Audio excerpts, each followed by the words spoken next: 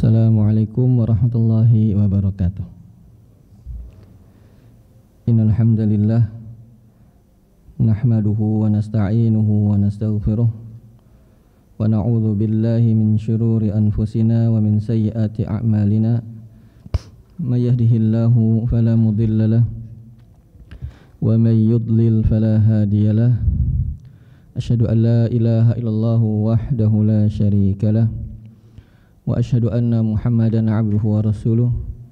Ya ayyuhalladzina amanu taqullaha haqqa tuqatih wa la tamutunna illa wa antum muslimun.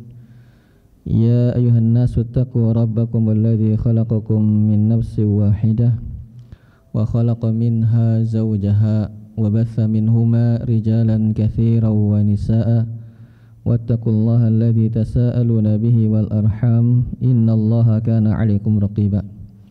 Ya ayyuhalladzina amanu taqullaha wa qulu qawlan sadida yuslih lakum a'malakum wa yaghfir lakum dhunubakum wa may yuti'illaha wa rasulahu faqad faza fawzan 'azima. Amma ba'd, fa inna asdaqal hadithi kitabullah wa khairul hadi hadi Muhammadin sallallahu alaihi wasallam wa syarrul umuri muhdatsatuha wa kullu muhdatsatin bid'ah wa kullu bid'atin dhalalah wa kullu dhalalatin finnar. Alhamdulillah, marilah tak henti-hentinya, tak bosan-bosannya, terus-menerus kita memuja-muji Allah Subhanahu wa taala yang begitu banyak memberikan kenikmatan kepada kita. Yang alhamdulillah Allah memberikan kesempatan pada hari ini dibuka lembaran hari kita dengan ibadah. Dan semoga Allah Subhanahu wa taala mengistiqomahkan kita dari bergantinya, bergulirnya waktu ke waktu. Allah sibukkan kita dengan beribadah kepadanya. Karena jamaah yang dirahmati Allah Subhanahu wa taala, apabila hati kita tidak disibukkan untuk beribadah kepada Allah, maka hati kita ini akan disibukkan dengan kemaksiatan kepada Allah Subhanahu wa taala. Salawat berserta salam semoga tercurah kepada Nabi kita Muhammad sallallahu alaihi wasallam, kepada istri beliau, karib kerabat beliau, sahabat-sahabat beliau dan orang-orang yang mengikuti mereka dengan baik. Bapak yang dirahmati Allah Subhanahu wa taala, kembali melanjutkan pembacaan kita kitab Salasatul Usul. Ya. Anak-anak di atas ada ya? Ada anak-anak ya? Ada anak-anak di atas? Akhwat? Ada ya? Baik. Kenapa? Oh, libur. Oh, ya ya. Baik, kalau ada nanti bisa mengikuti ya. Yang perlu dicatat, dicatat. Kalau tidak salah, pembahasan terakhir kita adalah membahas tentang contoh-contoh ibadah, ya. Tentang wa anwa'ul ibadati allati amarallahu biha dan seterusnya. Dan sekarang kita akan meneruskan membaca pada perkataan beliau, penulis rahimahullahu taala, faman, maka barang siapa, ya, sarafa, memalingkan, minha, dari ibadah-ibadah tersebut. Ada Bapak didapati tulisannya? Ya, sudah halaman berapa nih? Mungkin beda ya. Berapa? 9. Oh, halaman 9.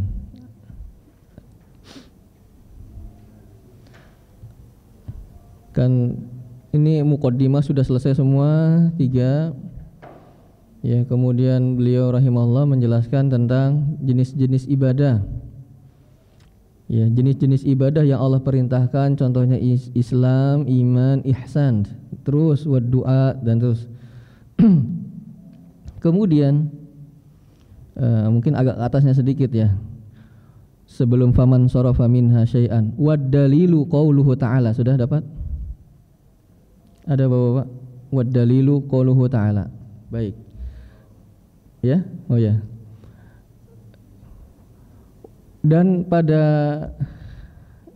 ucapan beliau ini, beliau akan berdalil bahwasannya ibadah itu tidak boleh dipalingkan kepada selain Allah. Beliau berdalil, wa dalilu qauluhu ta'ala, dalilnya adalah firman Allah Ta'ala, wa annal masajida lillahi fala tad'u ma'allahi ahada. Sungguhnya masjid-masjid itu adalah milik Allah, maka janganlah kalian berdoa bersama Allah dengan sesuatu apapun. Ini surat apa ya Bapak? Ada yang tahu? Ini juz 29 kalau nggak salah ya. Wa annal masajida lillah fala tad'u ma'allahi ahada. Sebentar saya carikan. Surat apa? Jin ya. Wa annal masajid lillah. Surat Al-Jin ayat 18. Ya.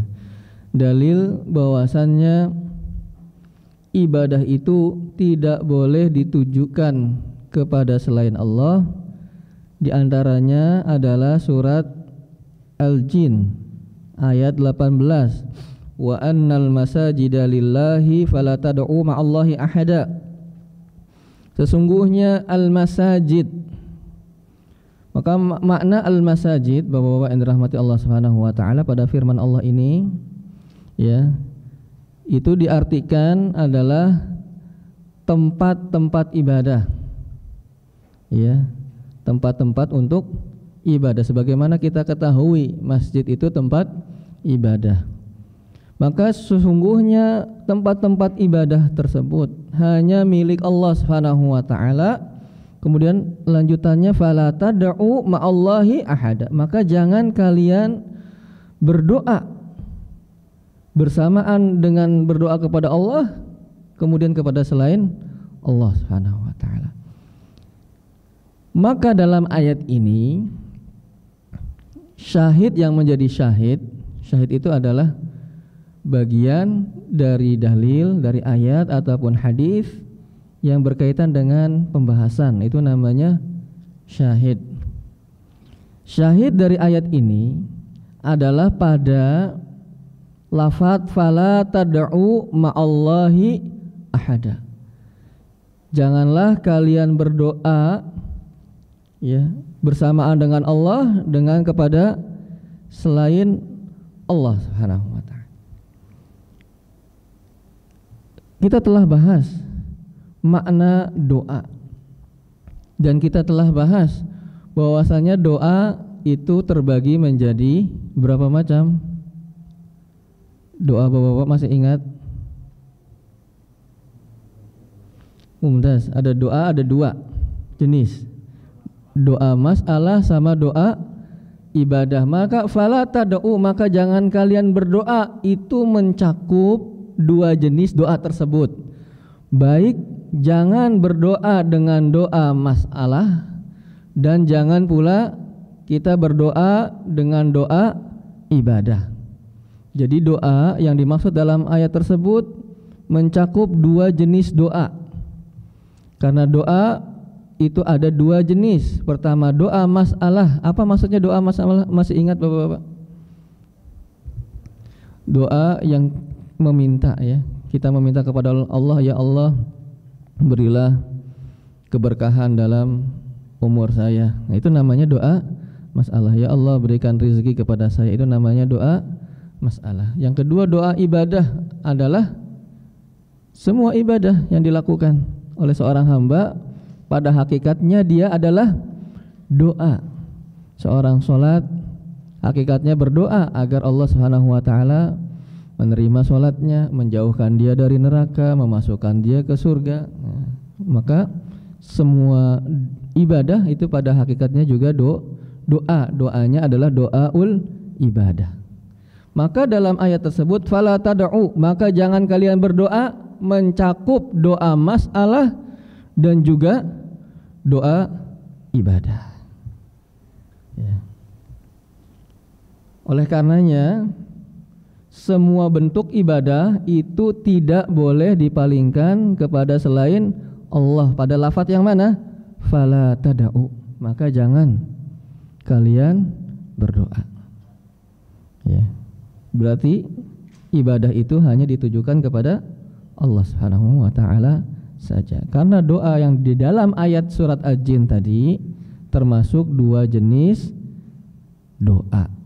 Termasuk di dalamnya doa ibadah. Ya. Kemudian beliau mengatakan hukum memalingkan ibadah kepada selain Allah, apa hukumnya? Iya. Tadi kita telah ketahui atau telah kita bahas bahwasanya doa tidak boleh ditujukan kepada selain Allah. Berarti ibadah tersebut atau semua bentuk ibadah hanyalah ditujukan kepada Allah. Lalu apakah hukum orang yang berdoa kepada selain Allah, baik dalam dua bentuk doa tersebut? Nah, beliau mengatakan ini kaidah ini Bapak-bapak, menjadi kaidah mengenal syirik. Kesyirikan itu apa? Dengan kaidah berikut. Beliau mengatakan faman sarafa minha, faman maka barang siapa sarafa memalingkan, min dari ha darinya, nyanya maksudnya ibadah. Barang siapa memalingkan dari ibadah-ibadah tersebut syai'an, sedikit saja, cuman satu saja misalnya, sedikit saja, li ghairillahi kepada selain Allah, fahuwa maka dia musyrikun kafirun. Iya. Imma musyrik, imma kafir. Iya. Jadi tidak boleh memalingkan ibadah kepada selain Allah. Hukumnya adalah musyrik atau kesyirikan. Lalu kok bisa? Ya. Dari mana kaidah ini didapat? Kalau ada ibadah dipalingkan kepada selain Allah, dia kesyirikan yang jelas itu. Adapun kekafiran kalau dia syiriknya syirik akbar. Yang jelas memalingkan ibadah kepada selain Allah hukumnya syirik. Syiriknya bisa syirik kecil ataupun syirik besar. Ya, dalilnya beliau membawakan sebuah dalil. Wa may yad'u, barang siapa, ini surat Al-Mu'minun ya Bapak-bapak, ayat 117. Yang menjadi dalil apabila ibadah ditujukan kepada selain Allah maka itu adalah kesyirikan. Surat Al-Mu'minun ayat 117. Ya, bisa dilihat. Wa may yad'u, barang siapa berdoa ma'allahi bersama Allah,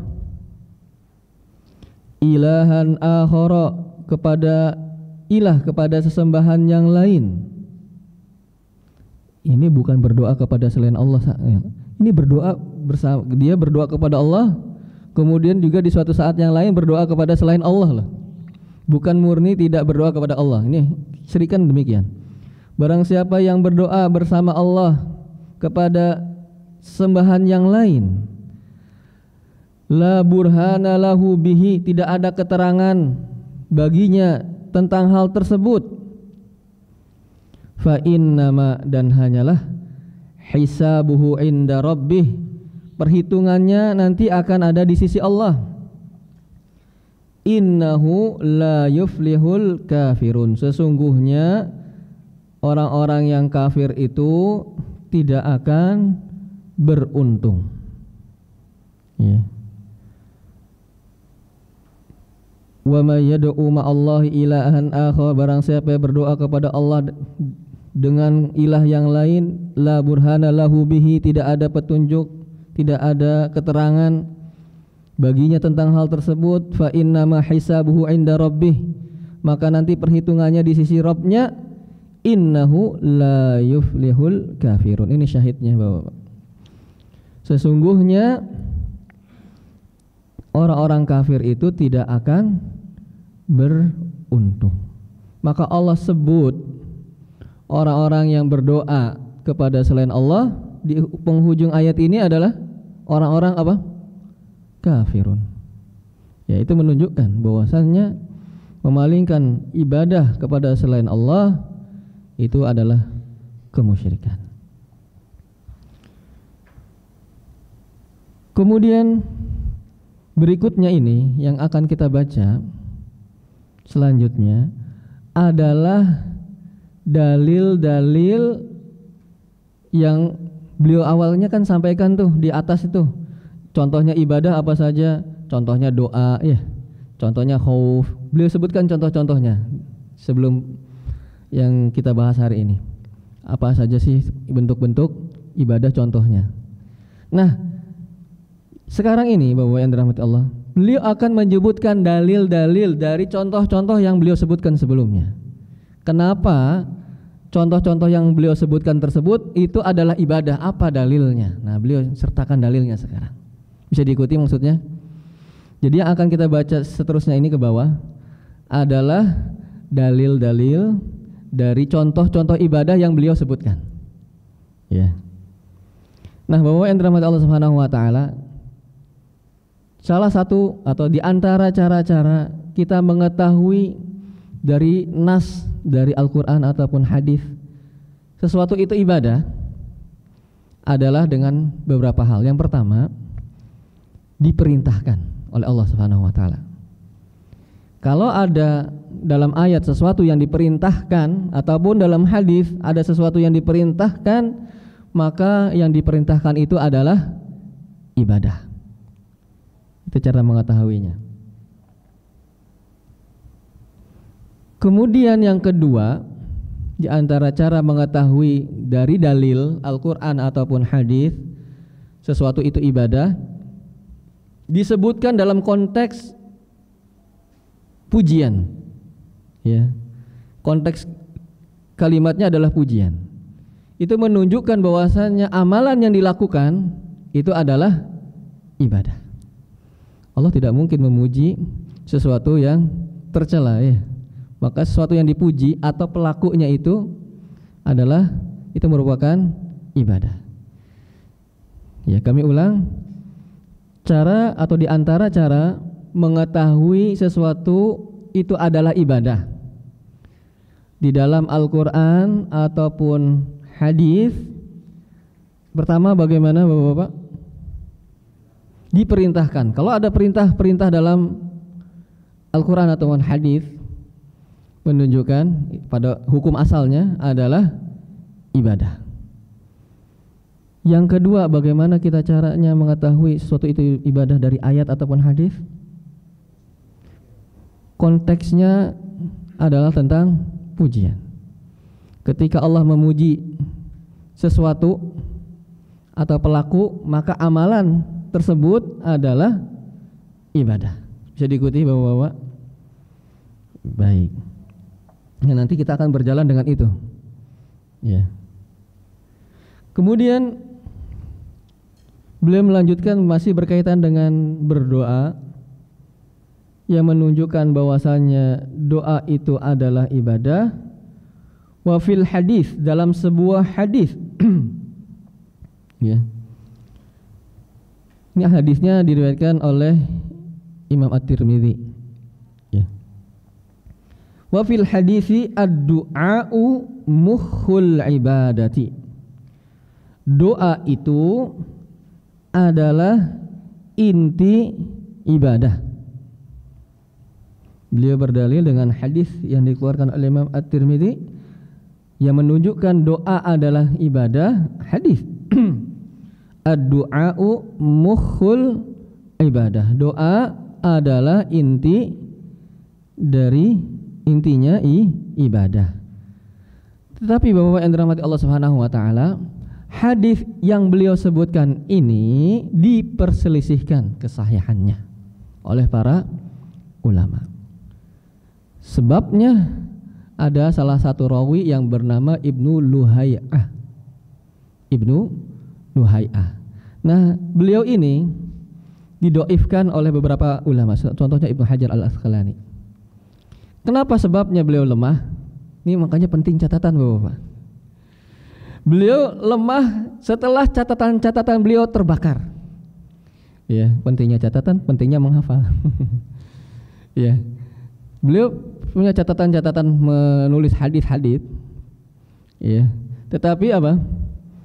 Catatan-catatan tersebut apa? Kebakaran. Maka hafalannya tidak terlalu kuat sehingga dilemahkan oleh para ulama. Itu sebabnya terkenal beliau Ibnu Luhai'ah. Ada yang menghasankan hadis tersebut. Tetapi ada hadis lain Bapak-bapak yang dirahmati Allah Subhanahu wa taala yang sangat mirip dengan hadis yang kita baca ini, dan hadisnya hadis hasan. Ya, yaitu adalah sabda Rasulullah sallallahu alaihi wasallam, ad-du'a'u huwal ibadah. Jelas gamblang. Ad-du'a huwal ibadah. Doa adalah ibadah. Jelas sekali.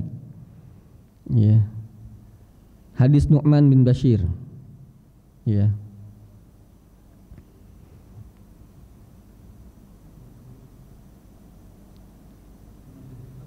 Kenapa? Hadis riwayat At-Tirmidzi, Abu Dawud, Ibnu Majah, Ahmad. Ya. At-Tirmidzi, Abu Dawud, Ibnu Majah dan Imam Ahmad. Ad-du'a'u huwal ibadah. Jelas gamblang. Doa itu adalah ibadah. Ya, tidak perlu penjelasan, sudah gamblang lafadznya. Doa adalah ibadah. Jadi tatkala seseorang memalingkan doa ini, baik doa masalah ataupun doa ibadah, maka dia telah melakukan suatu bentuk kesyirikan. Itu dalil tentang doa. Kemudian masih membahas tentang doa, dalil bahwasanya doa itu ibadah adalah firman Allah Subhanahu wa taala. Ya. Ini surat, sebentar ya. Saya lupa menuliskan ayat surat.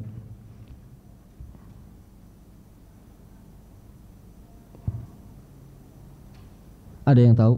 Wa qala rabbukum ud'uni astajib. Surat Ghafir ayat 60. Ya, yang menjadi dalil juga bahwasanya doa termasuk ibadah adalah surat Ghafir ayat 60.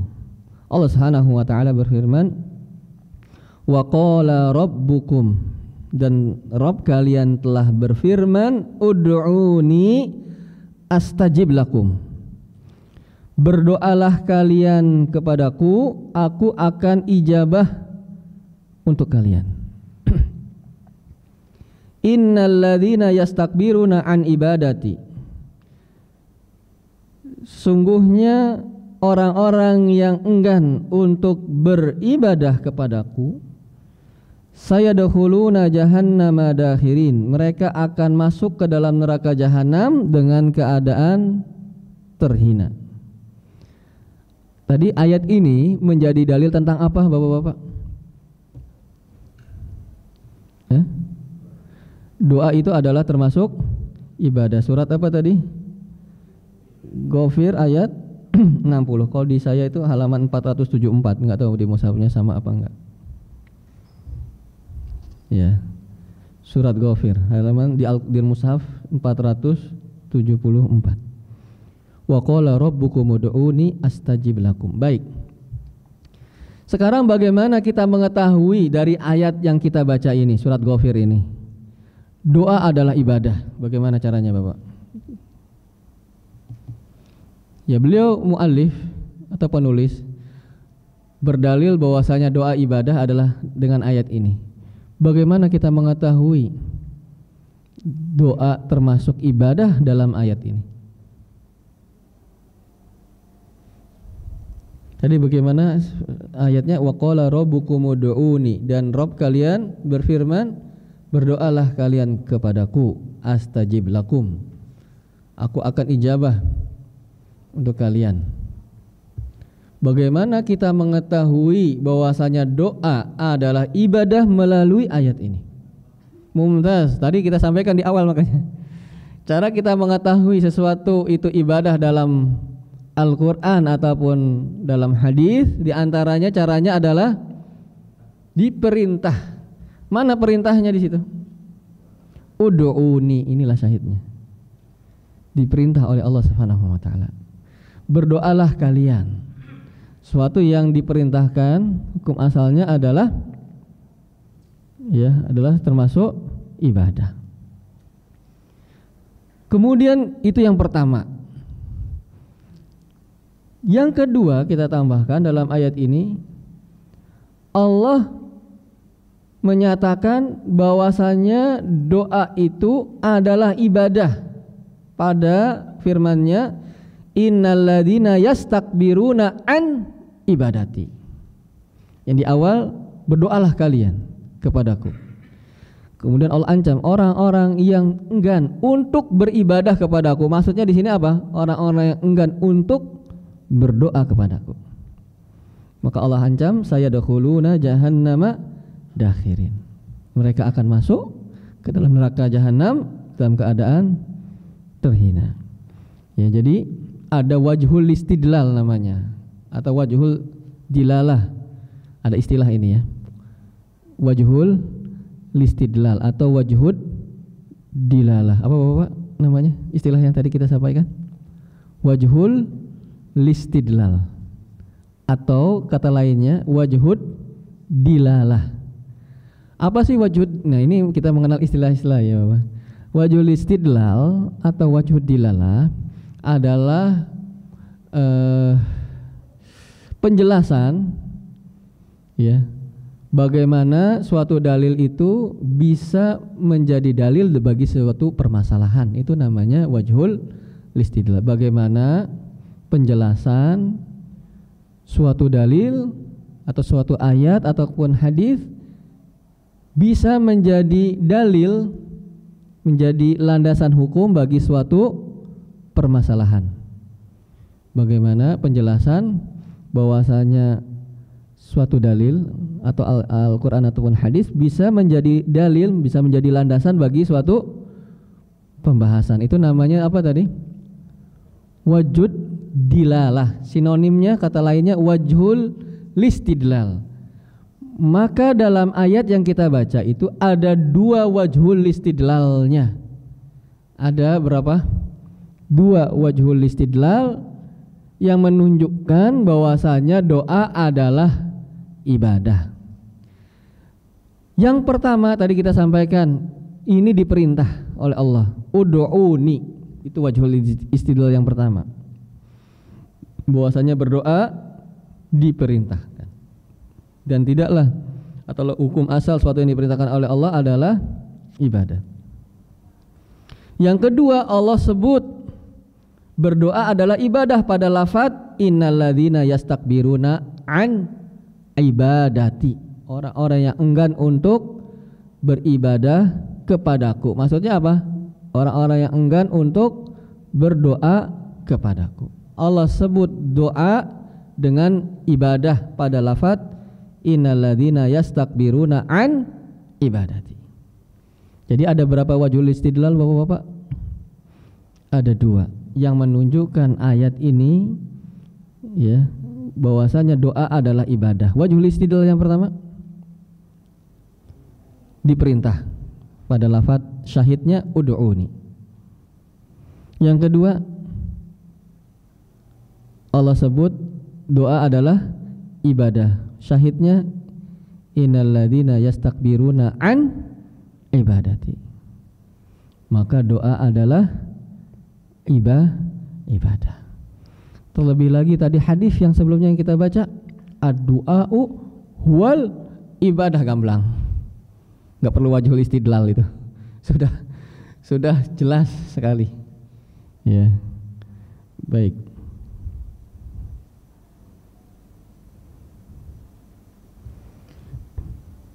Itu dalil dari doa adalah ibadah. Kemudian pada contoh-contoh ibadah yang beliau sebutkan setelah doa adalah al-khauf. adalah apa? Al-khauf. Dan kembali kita sampaikan yang akan kita baca adalah dalil-dalil. Nah, yang menjadi dalil bahwasanya khauf ya itu adalah ibadah ya adalah firman Allah Subhanahu wa taala. Ini surat Ali Imran ya, Bapak. Surat Ali Imran ayat 175.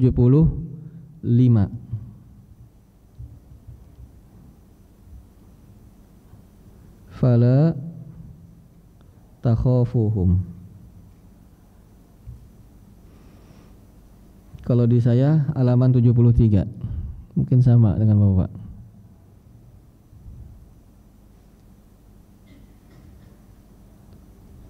Baik, yang menjadi dalil sama enggak ya di Al-Qur'an yang besar Bapak? Coba halaman 73. Ayat Ali Imran 175. Ada? Halaman berapa di Bapak? Di mushaf Bapak halamannya halaman berapa? Di bawah.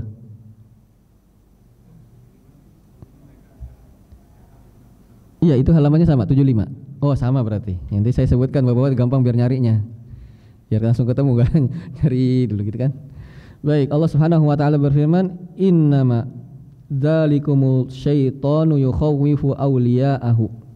Sungguhnya mereka itu adalah setan-setan yang menakuti kalian dengan teman-teman setianya. Fala takhafuhum wa khafuni. Janganlah kalian takut kepada mereka, takutlah kepadaku. In kuntum mu'minin, jikalau kalian orang-orang yang beriman. Nah, penulis rahimahullahu ta'ala berdalil bahwasanya khauf, takut itu ibadah dengan ayat ini yang kita baca barusan. Sama nggak di Bapak halamannya Pak siapa? 75 sama? Oh beda ya, ya nanti kira-kira dikit ya. Kalaupun ada leset-leset sedikit ya, beda-beda mushaf, tergantung berapa ayat dalam satu halamannya dan seterusnya. Baik. Sekarang pertanyaannya, apa wajhul istidlalnya? Bahwasanya khauf adalah ibadah dari ayat ini. Coba Bapak perhatikan. Beliau mengatakan khauf itu ibadah, dalilnya ini. Fala takhafuhum wa khafuni in kuntum mu'minin. Janganlah kalian takut kepada mereka, takutlah kepadaku jikalau kalian beriman. Bagaimana wajhul istidlalnya? Bagaimana penjelasannya? Ada yang tidak tahu? Kenapa dengan fala takhafuhum? Jangan perintah. Larangan justru. Dilarang. Jangan kalian takut kepada mereka. Itu bukan perintah. Itulah larangan. Mana Bapak? Coba perhatikan ayatnya. Insyaallah ketemu. Satu kata. Asan pada wala takhafuhum wa khafuni setelah. Apa artinya wa khafuni? Takutlah kalian kepadaku. Kira-kira kenapa itu? Kenapa? Takutlah kalian kepadaku itu apa? Perintah. Itu perintahnya. Takutlah kalian padaku. Maka takut termasuk apa? Ibadah. Bisa diikuti Bapak wajhul istidlalnya? Itu yang pertama. Wajhul istidlal yang kedua, ya. Allah menjadikan takut kepadanya merupakan syarat keimanan. Ya, wajhul istidlal yang kedua apa? Allah menjadikan takut kepadanya, yaitu nyanya besar, itu syarat dari keimanan. Pada mana syahidnya? Ahsan, in kuntum mu'minin, jikalau, itu kan syarat, kalian beriman. Sesuatu yang merupakan syarat keimanan, kira-kira ibadah bukan? Ibadah pastinya. Ya, berarti ada dua wajhul istidlal dalam ayat tersebut yang menunjukkan bahwasanya khauf adalah ibadah. Yang pertama apa Bapak? Wajhul istidlalnya? Perintah. Takut itu diperintahkan oleh Allah. Padahal mana syahidnya? Wa khafuni. Satu. Yang kedua, apa wajhul istidlalnya? Allah menjadikan takut kepadanya syarat dari keimanan. Mana syahidnya? In kuntum mu'minin, jikalau kalian beriman. Ya, subhanallah ya. Kalau kita enggak perhatikan, ini kok bisa ya ayat ini, hadis ini jadi dalil gitu ya. Maka ulama itu demikian Bapak, subhanallah. Ya. Jadi kita harus tahu wajhul istidlalnya. Kadang-kadang Bapak-bapak pernah nggak baca ayat, baca hadis kok nggak tahu ya kenapa ya ayat ini kok jadi dalil dari masalah ini? Pernah nggak Bapak baca mengalami hal tersebut? Itu perlu wajhul istidlal namanya. Ya. Baik, Bapak yang dirahmati Allah Subhanahu wa taala, berkaitan dengan khauf, ya. Khauf itu memiliki macam-macam. Ada bermacam atau memiliki jenis-jenis. Tidak semua khauf itu, takut itu ibadah ternyata. Tetapi yang dimaksud tidak boleh memalingkan takut, maka itu adalah takut yang jenisnya takut ibadah. Tapi takut itu sendiri itu ada beberapa macam.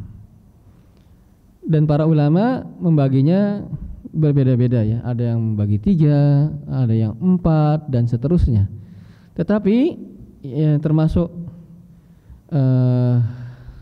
meringkas gitu, mengumpulkan pembagian-pembagian para ulama yang lain adalah seperti atau sebagaimana yang dijelaskan oleh Syekh Shalih Fauzan hafizahullah taala dalam salah satu usulnya.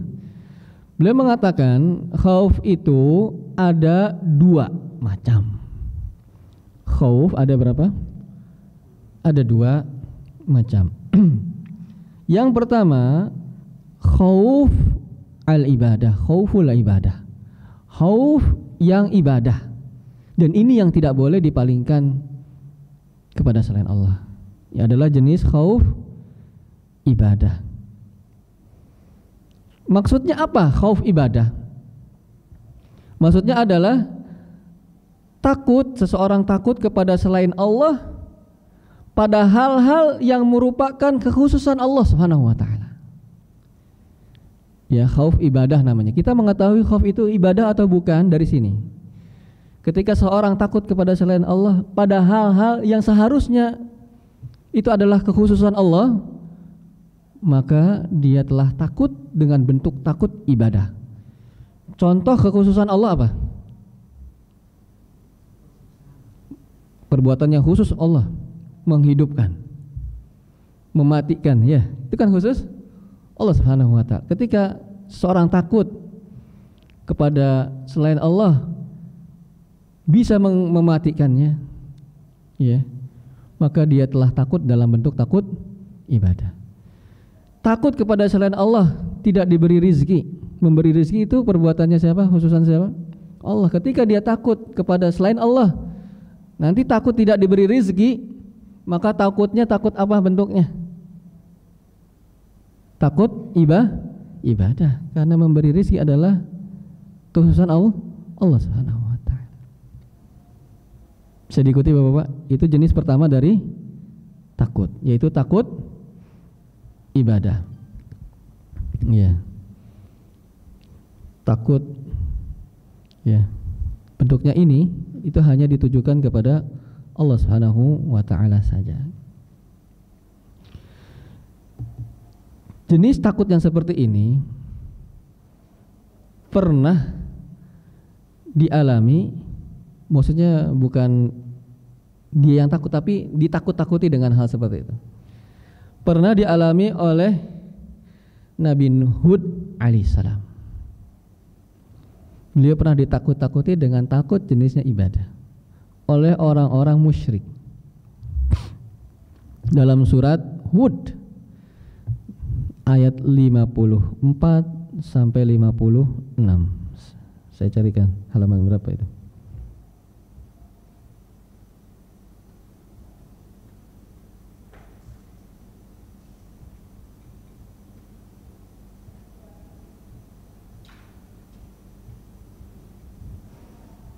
Halaman 228 ayat 54 sampai 56. Sudah ketemu 228 atau ya sekitar itulah. Sama ya. Ya. Allah Subhanahu wa taala berfirman mengisahkan tentang Nabi Hud alaihissalam, inna qulu illa taraka ba'du alihatina bisu. Kami, kata orang-orang musyrik di zamannya Nabi Hud, hanya mengatakan bahwa sebagian ilah-ilah kami telah menimpakan penyakit gila kepada dirimu. Nanti awas lo, gila. Karena menyeru untuk meninggalkan ilah-ilah kita, sesembahan-sembahan gila loh nanti.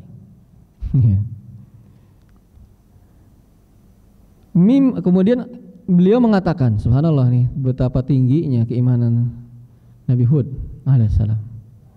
Kita diancam begitu nih, sembahan-sembahan kita akan memberikan mudorot loh kepada kamu loh. Kemudian beliau mengatakan, qala inni usyhidullah. Ya. Sungguh aku menjadikan Allah sebagai saksiku. Washhadu, saksikanlah. Anni bari'um mimma tusyrikun. Aku berlepas diri dari apa-apa yang kalian sekutukan. Min dunihi, selain kepada Allah. Kemudian beliau malah menantang, fakiduni jami'an. Maka jalankanlah semua tipu daya kalian itu terhadapku. Tsumma la tundirun, jangan kalian tunda-tunda lagi. Inni tawakkaltu 'ala Allah rabbi wa rabbikum. Sungguhnya aku bertawakal kepada Allah, Rabbku dan Rabb kalian. Ya, ditakut-takuti untuk mendapatkan kemudorotan. Ya. Maka jamaah yang dirahmati Allah Subhanahu wa taala, jenis dari takut yang pertama yang hanya boleh ditujukan kepada Allah adalah takut dalam bentuk ibadah, yaitu seseorang ya ketika takut pada hal-hal yang merupakan kekhususan Allah Subhanahu wa taala. Kemudian jenis yang kedua dari takut adalah takut yang manusiawi, tabi'id.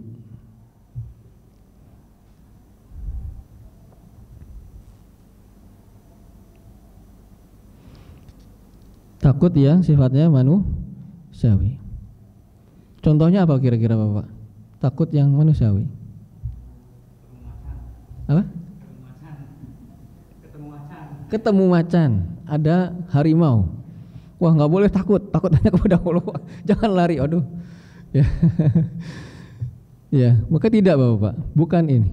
Ini namanya takut yang manusiawi.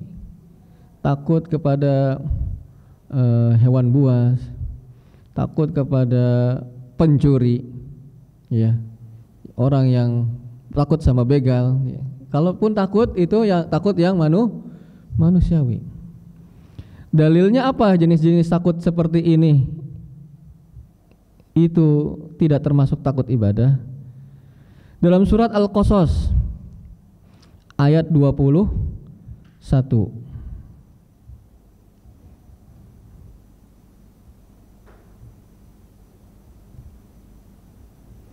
Halaman 387.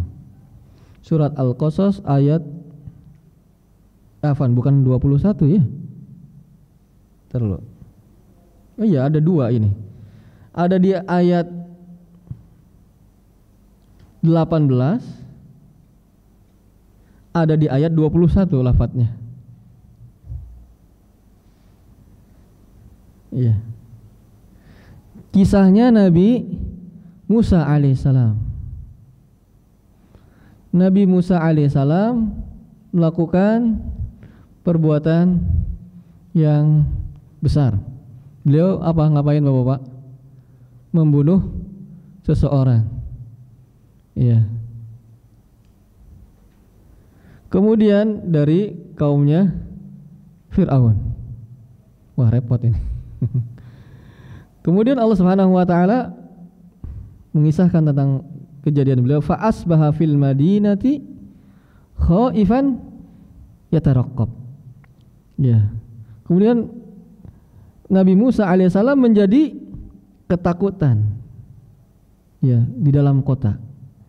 Yataraqqab, menanti-nanti apa nih yang akan saya dapati. Saya mau ngapain nih? Aduh, sudah membunuh seseorang, memukul ya, subhanallah, dipukul langsung meninggal. Bukan pengen asalnya membunuh, cuma memukul, tapi saking kuatnya dipukul langsung, bukan pingsan lagi Bapak, bukan masuk UGD lagi, langsung ke apa? TPU ya. Subhanallah. Ya bukan sengaja beliau. Akhirnya beliau takut. Fa asbaha fil madinati khaifan. Ya, tidak mungkin seorang nabi melakukan kesyirikan ya Bapak ya. Maka jenis takut yang seperti ini bukan takut apa? Ibadah, tapi takut yang manusiawi. Takut yang tidak boleh dipalingkan kepada selain Allah adalah takut yang jenisnya adalah ibadah. Baik. Itu tentang takut. Kemudian setelah itu beliau masih banyak lagi. Semuanya yang beliau berikan contoh dari ibadah, beliau sertakan dalil-dalilnya. Ya, yang insya Allah kita akan lanjutkan pembacaan dalil-dalilnya pada pertemuan yang akan datang, insya Allah ta'ala. Baik Bapak, apabila ada yang mau disampaikan dan kami bisa menjawabnya, dipersilahkan. Apabila tidak, kami mohon dimaklumi atas keterbatasan. Baik.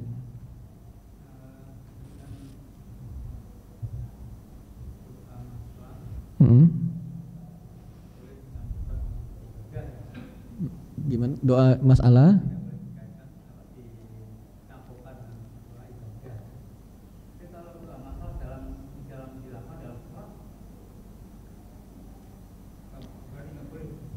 Jadi gini, ya bagus Bapak, terima kasih atas penyampaiannya.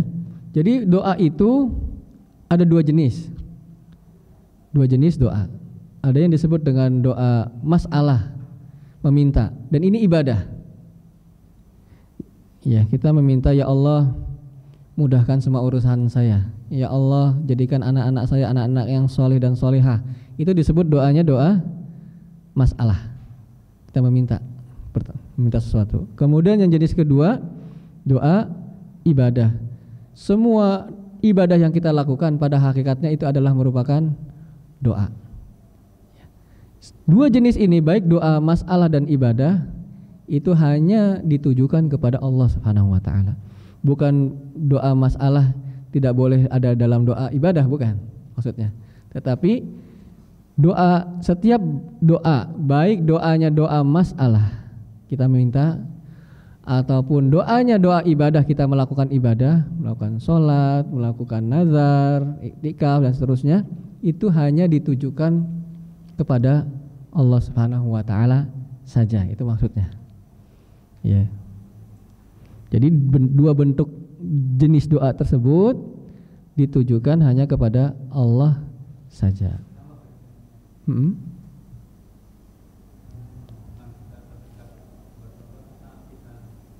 Oh ya.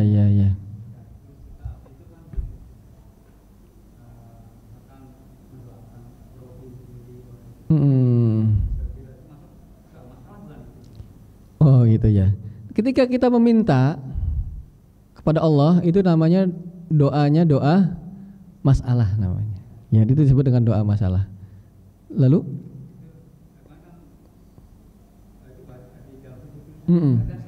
oh iya. Jadi betul. Jadi Bapak yang dirahmati Allah Subhanahu wa taala, salah satu waktu doa yang mustajab adalah ketika sujud. Lalu bagaimana doanya? Mungkin begitu ya Bapak. Maka diperselisihkan oleh para ulama tentang berdoa ketika sujud menggunakan bahasa selain Arab atau doa-doa yang tidak dalam, seperti contohnya diajarkan seperti dalam Al-Qur'an, dalam hadis. Maka diperselisihkan. Maka yang paling aman adalah kalaupun mau berdoa dengan doa-doa yang ada di dalam Al-Qur'an. Itu yang paling aman, keluar dari perselisihan. Karena sholat itu tidak boleh ada ucapan manusia di dalamnya. Ya, maka yang paling aman keluar dari perselisihan para ulama tersebut adalah berdoa dengan doa-doa yang terdapat dalam Al-Qur'an. Gimana? Iya. Itu ayat. Itu ayat. Ya Rabbana wali walidayya. Ya, itu ayat. Jadi apakah boleh, ini masalahnya diperselisihkan. Ada yang mengatakan boleh karena termasuk keumuman doa di dalam sujud, ada yang mengatakan itu dalam sholat. Kalau dalam sholat maka tidak ada la yasluhu fiha syai'un min kalamin nas, kata Rasulullah SAW. Tidaklah boleh di dalam sholat itu sedikit pun ucapan manusia. Maka yang aman keluar dari hal tersebut adalah membacanya dengan bahasa Arab pertama, ya, dengan berbahasa Arab, kemudian dengan doa-doa yang terdapat dalam Al-Quran. Nah, ini diperselisihkan masalahnya. Dan juga ada larangan tidak boleh membaca Al-Quran ketika sujud, masalahnya begitu. Ya, diperselisihkan oleh para ulama. Maka yang aman ya membaca zikir-zikir atau doa-doa yang terdapat dalam Al-Quran, itu pun masih diperselisihkan oleh para ulama. Allahu a'lam bishawab. Allahu a'lam.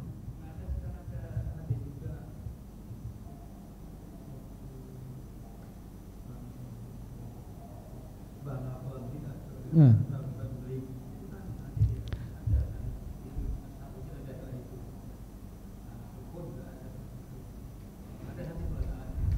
itu namanya zikir.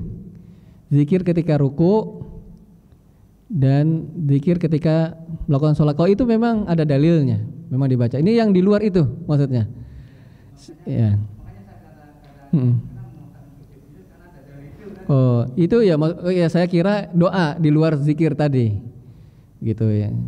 Jadi kalau itu zikir-zikir yang di dalam sholat itu memang disyariatkan, bahkan termasuk wajib dalam sholat, ya, adalah membaca zikir-zikir tersebut. Subhana rabbiyal a'la, subhana rabbiyal azim, dan seterusnya. Itu zikir. Saya pahami dari pertanyaan Bapak di luar itu ditambah dengan doa misalnya. Kalau itu zikir memang itu disyariatkan, kalau itu memang disyariatkan dalam gerakan-gerakan sholat, ada zikir-zikir tertentunya. Allahu a'lam. Baik. Oke, ya.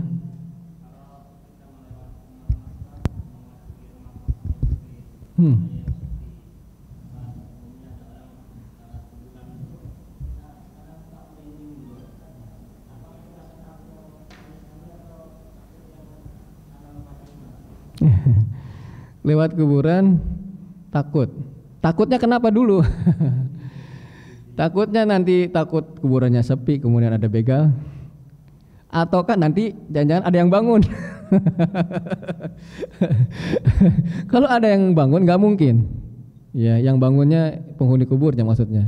Kalau jin mungkin menakut-nakuti, ya. Jadi dirinci juga takutnya karena apa? Karena apa nantinya dicekek gitu atau ada yang bonceng di belakang, maka itu menunjukkan lemahnya keimanan, ya, lemahnya keimanan. Maka mau masuk area-area tertentu seperti itu ada zikir-zikirnya. Ketika mau masuk pekuburan ada zikirnya.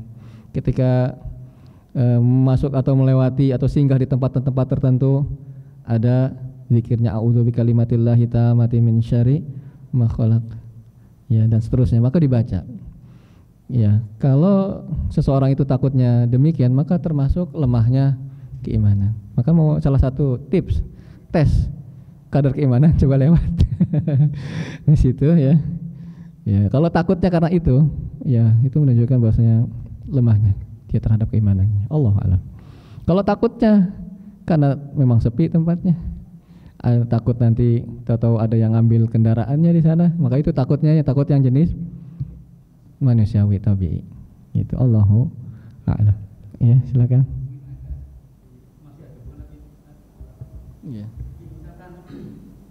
Ada bunyinya. Jadi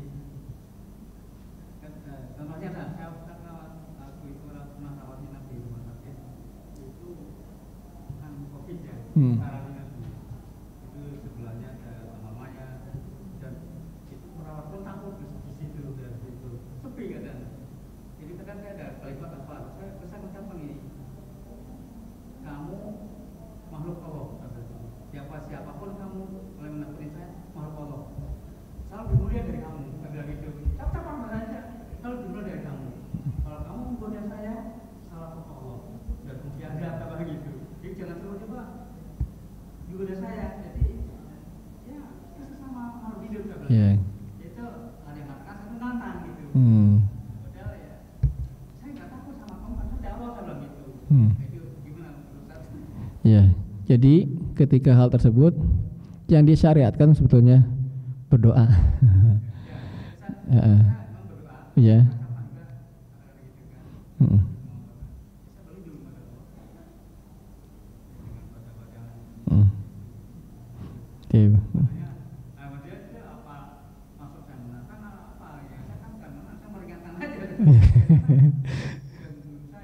Oh gitu.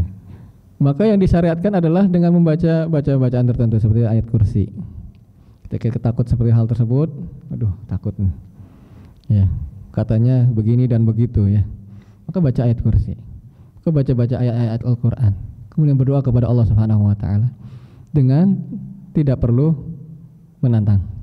Ya. Nanti kau beneran jangan kabur gitu ya. Ya.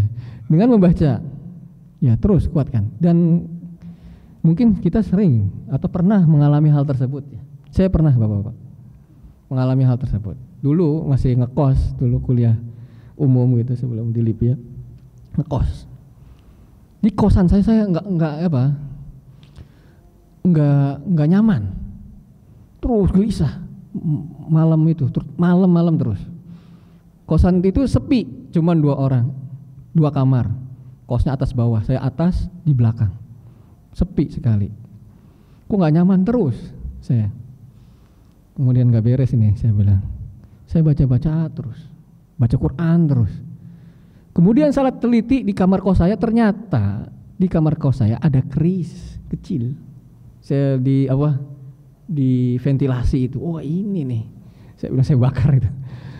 Oh ini yang menjadikan saya selama ini resah. Terus saya baca. Saya nggak mau kalah. Ya. Memohon kepada Allah, berzikir, baca Al-Quran. Maka demikian Bapak yang dirahmati Allah.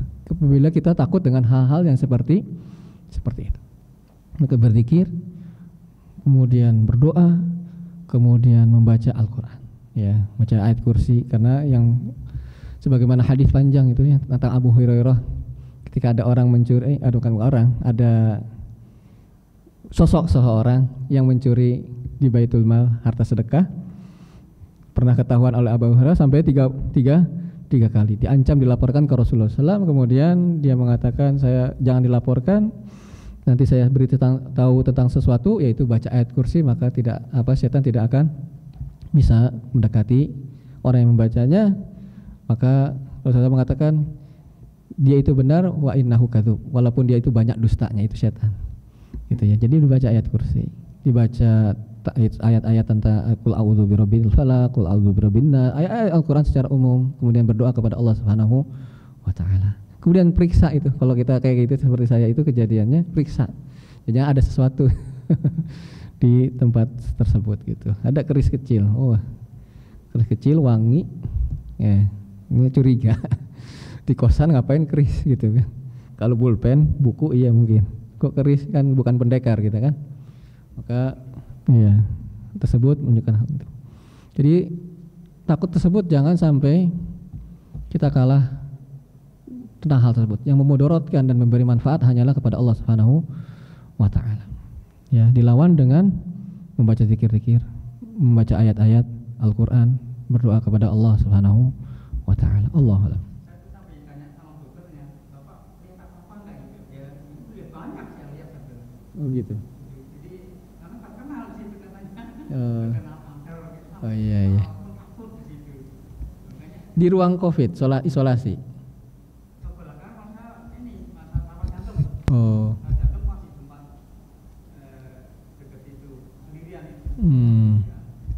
Terakhir kemarin kalau yang COVID ada, hanya saya lupa bukan COVID, kalau saya rawat jantung. Iya. Makanya saya dibolehkan pulang kan kenapa? Saya tiap malam di pos kemudian itu dan saya malah tetap aja bolak-balik wudu lagi pokoknya kencing wudu itu sholat baca Al-Quran terus gitu kan bisa.